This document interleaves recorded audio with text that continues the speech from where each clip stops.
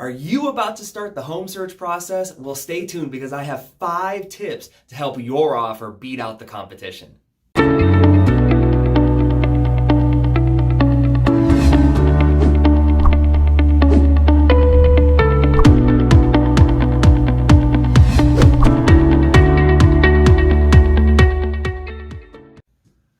Tip number 1. For sure, go get pre-approved. Now, there are a lot of lending institutions out there. You can go to a credit union, a mortgage lender, your personal bank, but becoming pre-approved will make your offer that much better versus anybody who's currently not pre-approved. What they're looking for is verifying income, understanding that you have a job, and a brief credit score to help you understand where you're qualified, and that pre-qualification letter just helps so much with the process.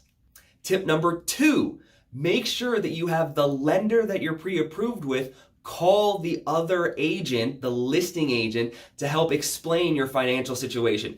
If you give them permission, things like the debt to income ratio on your loan, credit score, and just a good faith from the lender can really help position your offer to be that much better than everybody else's.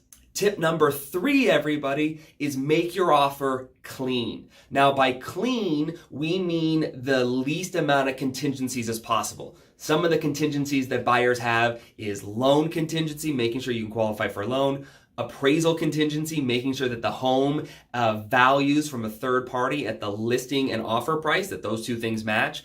So removing as many contingencies as possible within your comfort level, and additionally keeping them as short as possible. So as opposed to having a very long contingency plan, making those shorter, maybe 2 or 3 weeks as opposed to 5 or 6 weeks, just so that your offer looks more competitive and that you're really going to be moving forward. Tip number 4, everybody, is to look for short-term living situations. Now, I'm not sure about what's going on everywhere else, but here in Northern Nevada, our market is really, really on fire. And often what we find is that people are often selling a house first in order to qualify and have the down payment to buy their next house. So sometimes having short-term living arrangements so that you can sell your home and go live somewhere for between 90 and 120 days is the most effective so that you've removed your contingencies. So looking at those options, whether they're short-term, apartments or residence in style locations, that can really help you out.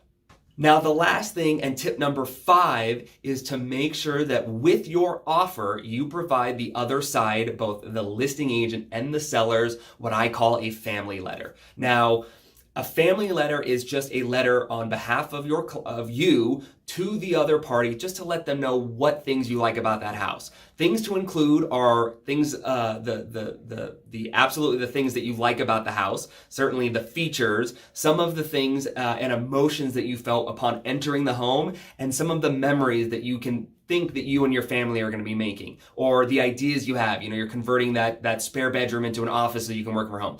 That letter, I think, is always going to put you over the edge. It will bring an emotional aspect to this conversation and will just help position you as the favorite offer. All right, guys, I appreciate you hanging out for those 5 quick tips on how to make your offer stand out. If you're looking for more content, click over here or potentially over here. And I look forward to seeing you all in the next video.